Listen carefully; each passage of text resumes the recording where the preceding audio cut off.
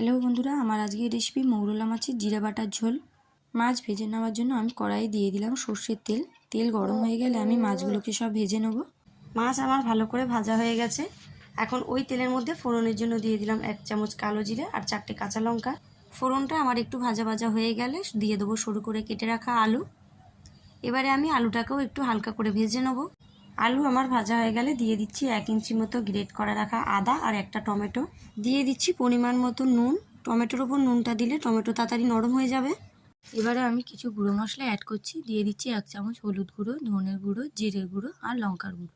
দিয়ে দিচ্ছি সামান্য পরিমাণ জল, যাতে আমার মশলাটা না পুড়ে যায়। আলুর সাথে সব মশলা আমার কষানো হয়ে গেছে। এখন দিয়ে দেবো 1 বাটি মতো জল। এবারে আমি ঝোল ফোটা পর্যন্ত কিছুক্ষণ অপেক্ষা করব। ঝোল আমার ফুটে গেছে। আমি এবার ভেজে রাখা মাছগুলো দিয়ে দিলাম। সব শেষে ওপর থেকে দিয়ে দিলাম কিছুটা কুচনো ধনেপাতা। Like, comment, share and subscribe করে দেবেন।